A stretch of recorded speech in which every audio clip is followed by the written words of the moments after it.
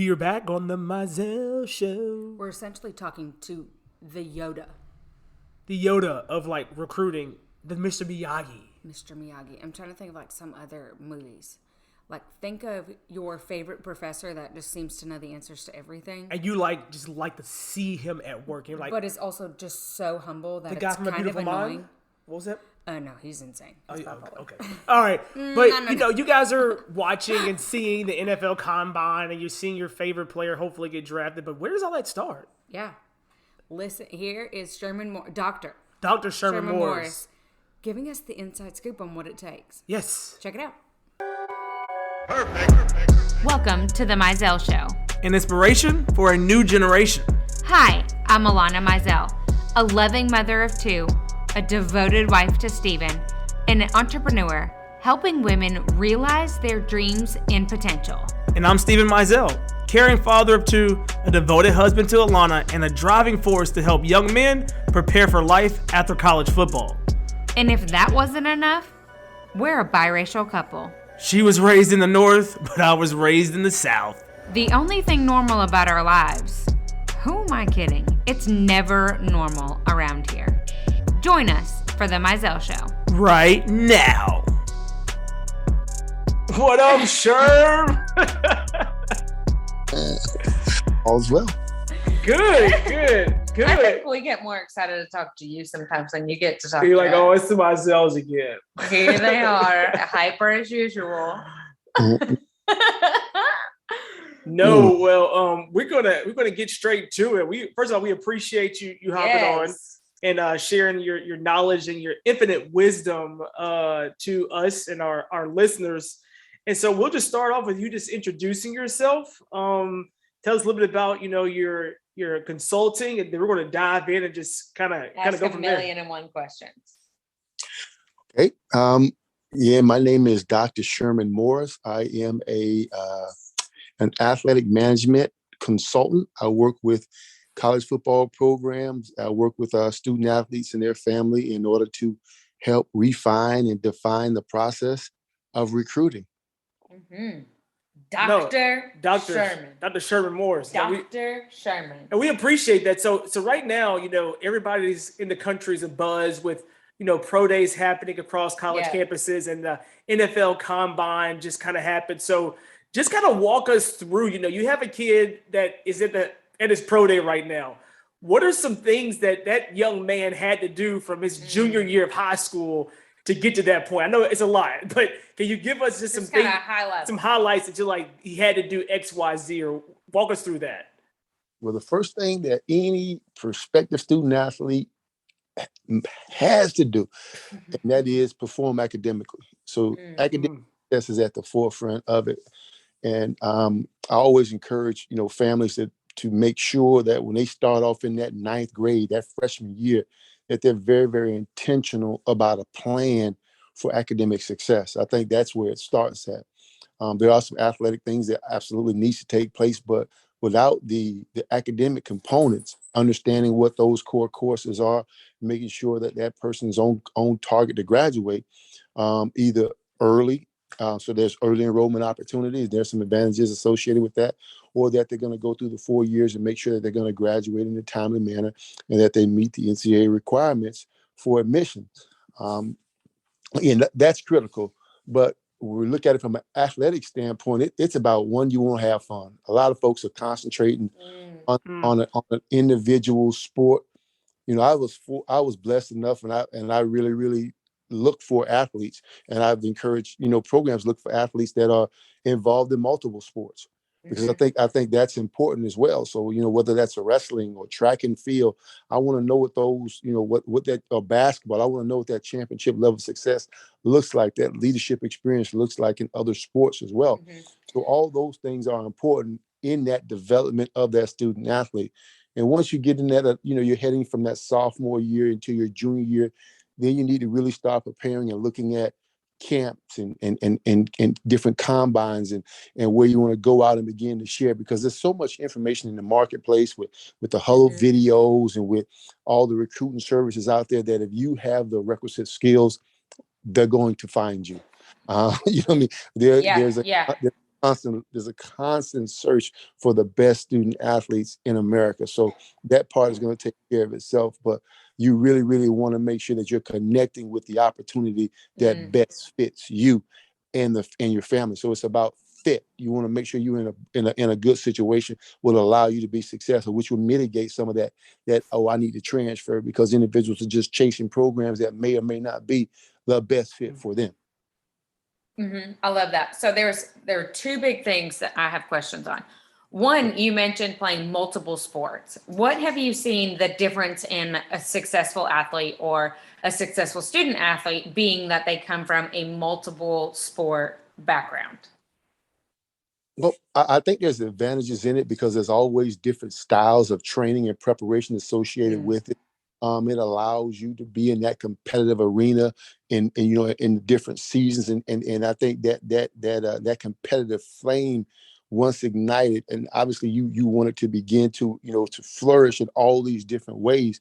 If it's an offensive lineman, I'm going to use track and field as an example for an offensive lineman.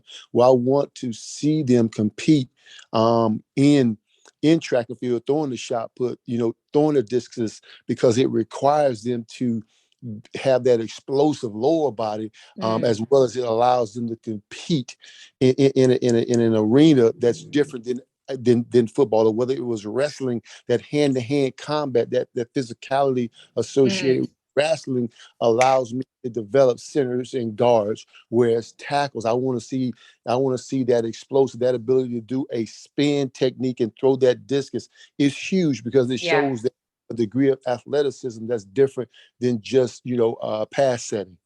I love that. And then the other thing that you mentioned that Steve, I've heard Steven talk about a lot of times, and from having an educational background myself, the word fit. You said, can you kind of give just like, what are a few components of fit? Like, what does that mean? So fit, and it's an emotional, it's an intangible. So it's really, really hard to put in words. It's like saying, well, what is love? What is love? Well, love is different for everyone. So when you're talking about fit at an institution, I always tell kids that you should be on the campus no less than 6 times if you're really interested in understanding if it's a true fit to you prior to making that commitment. Wow. You want to make sure that you have those relationships in place and that you feel comfortable, not necessarily with just the coaches, but the environment itself, and that it's going to allow you, in order to not just have a quality 4-year experience, but it prepares you for the next 40 years of your life. I love That's that. what you want to make sure that you're in an environment that's going to nurture you and prepare you and provide opportunities for you well beyond the game. Because when you go to an institution, I tell people all the time, 9 out of 10, you may end up meeting your wife there. You may end up living in that community. It's a situation where you're going to be invested in that institution for the rest of your life, and so you want to make sure that institution is going to pour back into you, and they have a history of doing that. I love that. Yeah. I think that's great. One thing that I would love for kind of our listeners to also learn, how did you even get into this? Like, what was your path? So I've always studied coaches. I've always been in and around the game of football. It's provided an opportunity for me, but I've been in competitive athletics since I was, 8, 9 years old. So for me, it's weird. I read a book, and this is how I got into football. I read a book by Tavis Smiley called Doing What's Right. And it's about investing in your community and giving back to your community. So I got involved in coaching youth football. And quickly I went from youth football to coaching high school football to coaching and working at the collegiate level in about 4 years. Wow. That's how. Yeah. That's You're how, like, I was just trying to coach some little kids. Straight to it. That is it. And it's so weird because I was involved in a really, really prestigious high school called Glade Central High School in Belgrade, Florida. It is a rural community, but it produces a ton of professional NFL players.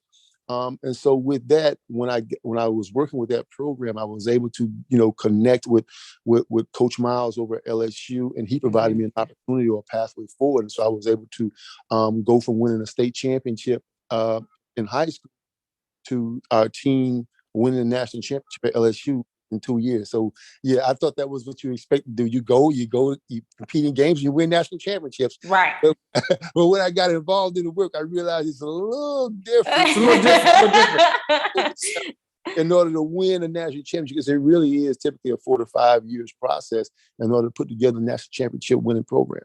Right. And so you have your PhD, so we know that you are the type that, Dr. Sherman Morris. Doctor. And so with that being said, what was it about the recruiting aspect that pulled you away from a typical coach? Because recruiting is a completely different ball game than coaching, 10 or 12 on the field. So what was it about recruiting that drove you? So when it came to the recruiting side of it, I got into it. I was one of the first directors of player personnel in college football, period. So when I got into it, it was weird. It was just coming into its own where now they have this entire recruiting operation. Whereas when I got into it, it was, okay, we have these VHS tapes and we have these new things called DVDs that we need to mail in, and we need to organize that. And then so what we began to do over a short period of time is realize that we needed to have what was similar to an NFL model.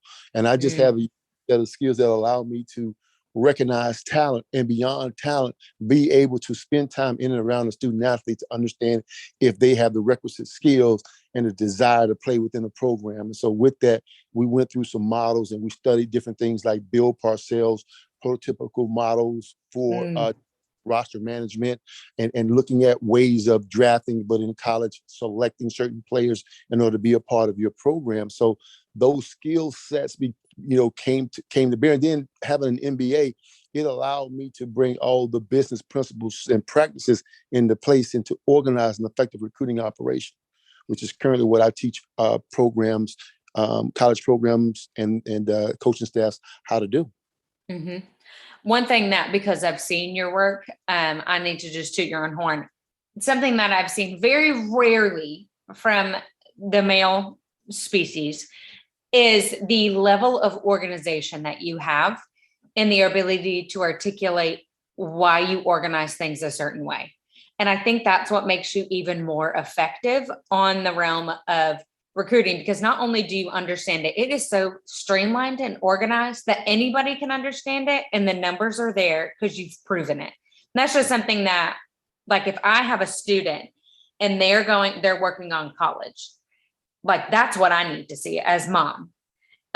Just to kind of like even push like what you do from like a day-to-day perspective. Like, I would want to see it on paper. Yeah. And I think that you're a very humble man. So I just need to also say you are a very rare breed when it comes to this world as well. Yeah. And that's why I think, kind of diving into you, when you step back, and we'll let you explain this a little bit, when you became a doctor and you went through the whole dissertation, the journey, why did you choose your dissertation? And you can share with the people. Yeah. What was your dissertation you chose and why did you choose it? Yeah. People. Well, one of the things that, and thank you for that. So I'm a track and field athlete, a former Southeast Conference championship winning athlete at LSU. You learn to govern yourself by 1/1000th of a second. In many cases, once you get closer and closer to the NCAA finals, it gets down to 1/1000th of a second. So when you have that kind of background, that's the kind of focus that I brought into the work that I'm doing in college athletics, but also the attention to detail that I brought into my studies. And my dissertation focused on identifying effective recruiting areas within the American Athletic Conference, where we looked and we did a 5-year regression analysis on where players came from and why. And we broke it all the way down to their zip codes in order to identify specific counties within the continental United States where players were coming from within a 5-year analysis, so that we could be effective in targeting those areas. Now, again, there's tons of information out there for student athletes, but we wanted to be very, very intentional about where we were going. We also looked at the relationship between on-field success and overall recruiting composite ratings for specific for American Athletic Conference teams, in order to show that there was a correlation between recruiting on-field success. So, these were some of the things that we looked at We were able to determine that. And now, so you can make a justification to not only go into certain states or certain areas, but you'll be very, very targeted when you go into those areas, because there is a history of producing athletes from those particular areas. And this type of analysis that you did is replicatable for the other conferences? Yes, it is. It's you can do that. The way that it's set up, in the way that my research was designed, you can replicate that for any conference, any sport. It is really, really detailed, but it will provide you that, because we use heat maps. Yeah. We use figure maps in order to be able to make sure that we were able to show either the intensity of by colors, or we could actually break it down in order to show where players came from. And we also went as granular as to say, okay, well, where are the NFL athletes during that same time period? Where are they coming from? So not only are you producing great players, or you're recruiting that areas, but those players are going on to play in the National Football League, which is what most of the, most student athletes want to do. Right. Participate in the sport of football. Right.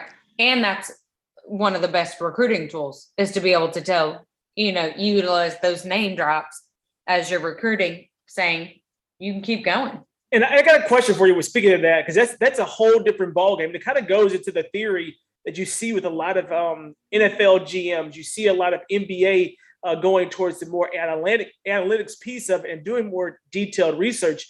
Can you honestly say to us on the Mizell Show, for the record, are coaches watching too much tape? Are they putting too much stock in the huddles and the tape? And the huddles versus his analytics. Yeah, versus analytics, versus knowing the player and relationship. Are they watching too much tape, Sherman? Well, let me answer it this way. I don't know if they're watching the right kind of tape. Oh, okay. You can't really assess a student athlete or prospective student athlete by watching highlight tape. That has to be an entry point. So most programs are moving to, or I'm hoping that they're moving to, at least the ones that I'm working with, are moving towards what we call a prototypical model. What does your players in each one of your positions look like? And that's what you recruit to. So you recruit to those prototypical models. Now, that doesn't mean that a player that falls outside of that model is not recruitable, but he needs to be Neo in the Matrix, i.e., if Neo shows up, I know how to use him. I have a plan for him because he's not a prototypical player. So once you prototype, the next step that you go into, you want to be able to not only look at the highlight tape, i.e., you can look at a couple things. He does this. He can do this. He can do that. You're checking 4 or 5 different boxes. But for me, and for what I encourage programs to do, and what I train coaches to do, go back and watch game footage on a student athlete. I want to see not only the best plays, I want to see all the plays, good, bad, and different. Then I want to go back and I want to watch the most competitive game that they had this year. Where were they in the rival game? I want to see the maturation from, because especially if he's a quarterback, i.e. like a Deshaun Watson, we watch film on him from his sophomore year, from his junior year, so that we can see the progression, right? We're looking at a Dak Prescott, and he has a detailed breakdown on how he's able to manage game, and there's no pause in the tape. These are things that we're looking for. I'm looking for those things that will allow me to see not only his 25 to 35 best plays, but I'm able to go in and write a story on him that shows his strengths, his weaknesses, and I also provide a summary once I'm doing an evaluation that tells me how he fits in our system, because it's important to understand that there's a fit for a coaching perspective as well. And if you're not willing to do that, then again, you're setting yourself up. And that's why you have so many transfers and all that, because this is a very, very heavy process you got to be engaged in. But I tell people all the time, especially my coaches, you have to put in that kind of work, because if you're not willing to put in that kind of work, you're going to get 10 families fired. And when I say 10 families, these are the coaches, these are the assistant coaches that will end up getting, because you only need 2 years of bad recruiting in order to be fired. Ooh, Right. you're right. That's all it takes. That's all it takes. So, and then those 10 families are moving at Christmas time. Moving at Christmas time. So, speaking of tape, we're talking about tape. So, you're humble. We'll be the ones to toot your horn, but like you're the one that, with the help of other people, I'm gonna say you by yourself, but you found Antonio Gibson. Like, you saw him at a JUCO, and you had to go and walk us through how you're able to be in that realm as a director of recruitment, and you go to the head coach and you say, you break down, walk us through What was the path to get Antonio Gibson, in other words? Did you know that I sell makeup? Not only do I sell makeup, but the makeup that I sell is 3D makeup, which allows you to highlight and contour your face in a super simple compact. As a mom, I could not survive without my simplified routine. Not only that, but it's exactly what you need. Exactly when you need it, all in one spot. Go ahead and check out Alanna Mizell on Instagram or alannamizell.com to learn more. So anytime you're recruiting elite athletes, they all start out the exact same way. Just like I told you before, what we want to do is always go through prototypical model. Do these players fit our prototypical model? And as you go through, you begin to assess these individuals. You take that snapshot approach. You're going to gather footage on all of them. What are those highlight tapes? And I tell parents all the time, please do not put any music and all the sound and the stops and all that in the videotape. Don't do that. So when you're going through those type tapes and you're able to see it, everyone can spot Neo. You just have to convince the coach to sit down in order to be able to sit down and go through it and make sure that they're writing an effective evaluation. Because again, recruiting staff in a traditional model serves as a gatekeeper. They're there to support the coaches, to make sure that the coaches have that 20 to 25 players on their board that they say that, yes, these players can help me be the best we can be. Mm-hmm. And with that, you want to make sure that that player is excited about the product, i.e. the offense that you're running. They feel like they got a place for them and they want to engage in the process. Because let's face it, just because you want a player doesn't mean that player wants you. Mm-hmm. Yep. So that's where we get into effective messaging and being able to effectively tell your story to differentiate yourself as a program from everyone else so that you're more attractive or appealing to an Antonio Gibson, or that you're more, appealing to whether it's a Patrick Peterson or Tyrann Mathieu. You have to make sure that you're able to package or effectively communicate. But that's typically what the process is. It is the first identification. It's the name. It's something on paper, whether it's the roster, whether it's a top 50 receivers, whatever that is. But you want to make sure what we typically do is prototype those players and we extract all those players. But if there is something unique, like Antonio Gibson, who is an anomaly, he's in Memphis's position was a big receiver with running back skills. Yep. Yeah.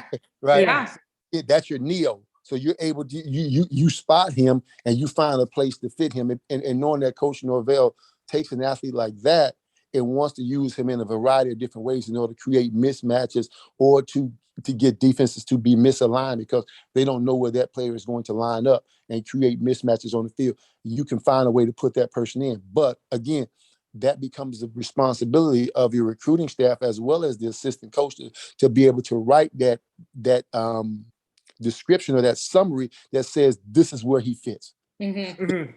He can play, and this is how he can help us. Because here's what ends up happening. Assistant coaches are taught on the front end how to coach, and they learn just by trial and error how to recruit. Well, recruiting should be up front. Right, right. Because the best coaches are the ones with the best players. And so if you teach them like we've spent time with Carlos Lockett, the walk-on coach, just basically teaching him how to evaluate or assess talent. Don't just tell me he can run. Don't tell me he can contort his body. Don't tell me that he has arm. Tell me how he fits in our system. Because all those things are important. And then not only tell me does he fits in our offense, but because he plays running back, tell me how he fits in on special teams. Because if you play running back, if you play defensive back, you got to be able to contribute to special teams. Because if you can't do those things, it's a miss. Yeah. Right. No, you're definitely right. So it's the whole package. So one thing on the Mizell show, we are very into, all things off the field, mental health. We're about, the holistic approach. And so we were talking about Antonio Gibson, but also other players fall into this kind of category. How important is the other staff, the other duties assigned? Because like an Antonio Gibson, even a Patrick Taylor and a Kenneth Gainwell, those guys didn't just immediately play. Calvin Austin, they had to have the support staff to kind of keep them engaged. So when you recruit a kid, that's great, but how important is the other staff these days? Well, that's a great question, and I'm glad you asked it, because that right there becomes so critical, because right now in the age of the transfer portal, it's incumbent upon you, in order to develop the student athlete from a holistic standpoint. It needs to be a 360-degree wraparound of that student athlete, so that that person feels totally connected to the program. He feels like he's being cared for, that he's being nourished, that he has an opportunity. Even when he's facing adversity, there's a support system in place that will allow him, in order to work through those things. He needs to make sure that he has somebody to talk to, that they're living right. So this because we've done this. You got to do welfare checks. Like, we call them drive-bys. I'm going to your house, I'm going to check. I want to see how you're living, because if you're not playing well, I know something's going on at your house. I need to make sure that you're living right, that you're cleaning up, that you do. Because listen, most of these kids got to wash clothes. You have to teach them that. No, Yeah, you're right. no, we had to, when we had a boil water notice, we had to teach them how to boil water. Yeah. All these things become important if you're going to maintain a successful roster, because kids will face adversity, especially in the first 1 to 2 years, because that's when there's so many times I've had to go by kids' house. I remember a great offensive tackle that I had when we were in Baton Rouge, that he had a hard workout. And by the time I got over to his dorm, he just left practice. By the time I got over to his dorm, the only thing that was left, he was unplugging the fish tank. I'm like, wait a minute, son, you just got here. You can't leave. Right. He would have a fish tank. He's ready to go. Everything else was on the truck. Oh, Everything's already packed up. So it's that, but you got to do those things in order to make sure that the well-being, the mental, the physical, the emotional well-being of the student athlete is critical. I just had a conversation yesterday with the head football coach from a Power 5, that we spoke specifically about that roster retention becomes the critical part of college football right now. You need to make sure that you're actively recruiting your roster year-round. If you're not doing that, it's a huge miss, because players are jumping in the transfer portal quicker than a hiccup. Right. So has the transfer portal made the timeline? You mentioned earlier that, like, the timeline to a national championship is about 4 to 5 years. Has it increased that timeline because of the transfer portal? Well, I'm seeing the transfer portal has some advantage, but it has a lot of disadvantage, because you're getting a kid that has an issue. There's a reason why he's in the transfer portal. Yeah, you're right. There's a reason why. And so you need to be able to understand what those issues are and make sure that you're able to manage that. But beyond that, I still fundamentally believe that if you're going to win a championship, that you do that through the recruiting and the development of student athletes, not by going and getting someone else. You can get a couple stop gaps here and there, but I just don't believe that that's where you win a championship at.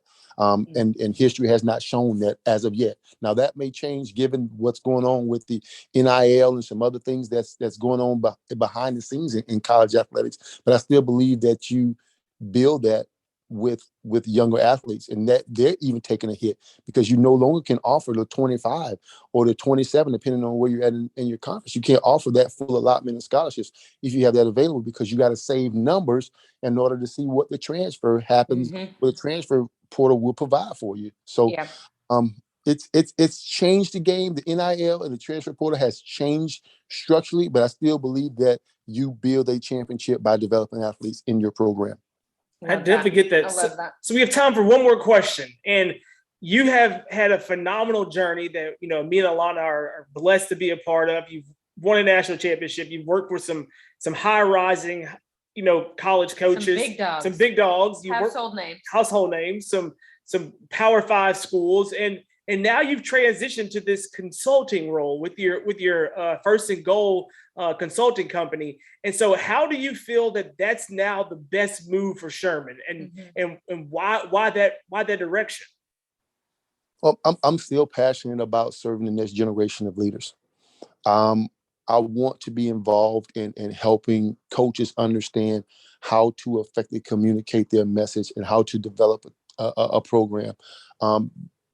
Getting this doctorate has allowed me to reimagine recruiting from a different perspective. I'm able to provide the research side of it. So when you say when you talk specifically about a message for your program. I'm able to help you cultivate that message. When you tell me that you are a program that developed quarterbacks, well, I can engage in the research that either validates that position or disproves that position. Based on, but at least you'll know. And, Right. and so that's the Right. that's the granular work that I'm involved in. And so I'm also able to educate coaches about caring and nurturing their athletes. Like, don't allow him to just sign an NIL agreement with let's say it's some restaurant or someone. He needs to understand the financial obligations and how to, develop an understanding in and around how to manage money. Because having a 1099 simply means that you haven't paid your taxes yet. Mm-hmm. And so this is the kind of work that I'm able to share with coaches to help them prepare student athletes and put themselves in position to kind of have the program that they want. And also I'm able to help assistant coaches take the next step in their career because they have a vision, they have an idea, but they just need the help in order to organize those thoughts and be able to cultivate a message or a brand identity and then begin to develop a plan that will allow them to put their program together. So these are the things that that my company allows me to do. And I'm so excited to do that and also support, families when their kids say, hey, I got a good kid, he's this, and that. How do we help him to position himself for scholarship? Or even when they get ready, like I've had so many calls, like I'm disclose this one. Devin Singletary is a kid that plays for Buffalo Bills right now. Well, his dad is my lodge brother.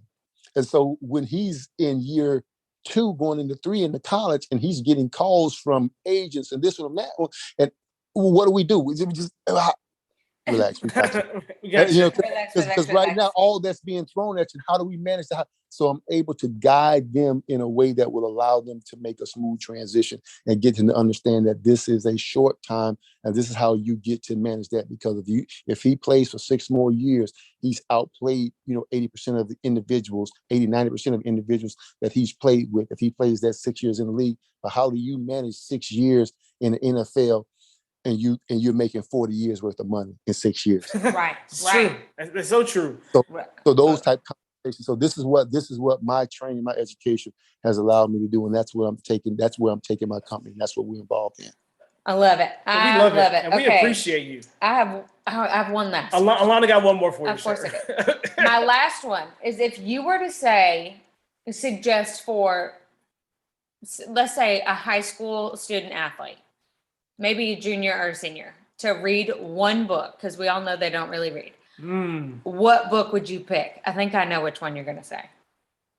Oh, wow. That is, wow. Just one, because they're not going to read more than one, Sherman. Oh, there's so many. You put me in such a tough situation with that because and Steven knows this, like I read almost 60 books last year. So it's wow. Just one. But also think you're not telling me to read them. You're telling a high school, let's get real. It's probably going to be a high school male. Yeah. To read it.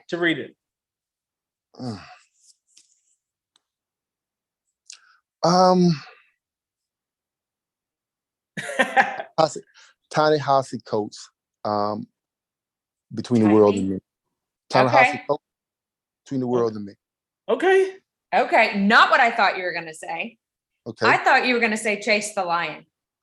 Oh, that's my tagline. Yeah. That's your go-to. That's your go-to. That's my tagline. But the reason I chose that one because it is most of those student athletes are minority males, and they need to understand that there are challenges in this world that's bigger than them. But if they are intentional, if they are careful, and if they're diligent, they can have the success that they want in life. If they're willing to work, sacrifice, and pay the price, that success is possible.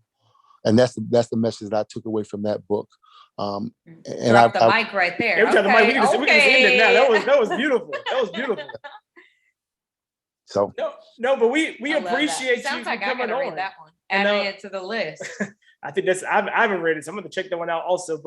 we appreciate you. And as you know, we're cheering you on from afar, cheering and praying as you continue to move your feet. From afar. He's finally back in Memphis. He's Not back that in far. Memphis, but still, I mean, like we don't know his day to day, so we're still watching. But no, we appreciate you, Sherman. We're thankful for you and all the things you've done for our family, and we'll definitely be in touch. Well, Alanna, you called it. You said he was the Yoda, and that was like some serious knowledge. He's so good. But there are a couple of things we want to walk everybody through who may not know. So the NIL is name, image, and likeness. It recently came about a year and a half. They've talked about it for a long time, but a year and a half ago. And it just helps college players be able to go out and brand themselves. Right. So ultimately what it is if a local, before you would see all these sponsorship deals from NFL players, so professional players, where they're getting endorsements from Gatorade or whomever. It allows college students to be able to do the same thing with some local people. They could do it on a national level. There are some really large players from SEC schools, Power 5 schools that are getting those huge deals. Yes. Getting huge deals. But it allows them to make money on top of it because they can't have an additional job. Yeah. They have no extra income coming in. And outside their scholarship. Yeah. Mm-hmm. There's a cap on how much they actually get paid from their school. Yeah, and so it's to take care of their life. And you guys heard, he talked about how that was a huge factor now that goes into the changing of the recruitment. And also he mentioned, on the field versus off the field. As in the realm of college football, you have 10 coaches who are actually able to be on the field and coach. Mm-hmm. But then off the field is like, the role I was in, director of player development. You have director of recruiting. You have director of player personnel. Those are some things that he kind of talked about. But one thing I really appreciate about this interview is that he gave you knowledge for like any realm about being meticulous, about researching. Right. No, and for no matter what career path you're in. Exactly. I think the best way to explain on the field and off the field is when you think about, you think about the way a game is structured. So you have your coaches that are on the sideline, right? Whether it be basketball, whatever game it is. Those are your ones that, like, they're calling the plays, they're doing the research, that kind of thing. But the actual players are kind of what off the field stuff is. They're the ones running around actually making it happen. Yeah. So, and that's no shame to either side. That's just kind of like an imagery of what's happening. You may not understand that the players are the ones that are making it happen. They're making the ball go into the net or across the end zone. But what you typically see are the coaches that are on the sidelines. Those are the ones making the calls. Those are the ones getting the big paychecks. So those that are actually moving the pieces and getting things done, the amount of income that they get is significantly less. Yes, and that's the thing that you guys don't really see or hear about. And just this past week actually, a couple weeks ago, the NCAA tournament, you mentioned on the University of Arkansas, they've made this run to like the Sweet 16, maybe even the Elite 8, I'm not sure. But the players talked about going to Niagara Falls and riding the trolley in San Francisco. Yeah. Well, the off-the-field coaches, staff are the ones that help program those things to help those guys have a sense of life. Yeah, the coach says, I have an idea, or the support staff says, I've got an idea, and then they go implement it. Yeah. Like, they're the implementation. They're the event team. Yep. They're the ones that are making sure that the grades are where they're supposed to be. It's kind of like upper administration. Yep. Is the on-the-field coaches. And in the day, Dr. Morris brought it all to us, and we appreciate him. So great. So great. Hope you guys enjoyed it. Thanks, guys. So if you guys are enjoying this, definitely leave us a review. Give us the feedback. If there's something you guys want us to talk about, reach out to us on our website at themizellshow.com. There is a contact section. You can put it in there. We would love to hear about it. Or you can always go over to Instagram at The Mizell Show. Also, as always, don't forget to screenshot this episode and just add it to your stories and tag us on Instagram, on Facebook at The Mizell Show. Thanks, guys. Are you loving The Mizell Show? Well, we love you all. And did you know that you can have me and Steven talk to your team or a group of 25 of your friends? All it takes is 25 people showing up on either a Zoom call, a Facebook Live, or really anywhere. Hopefully in person sooner rather than later. But how do you get us? So all you have to do is email themizellshow@gmail.com, or you can direct message us on Instagram at The Mizell Show.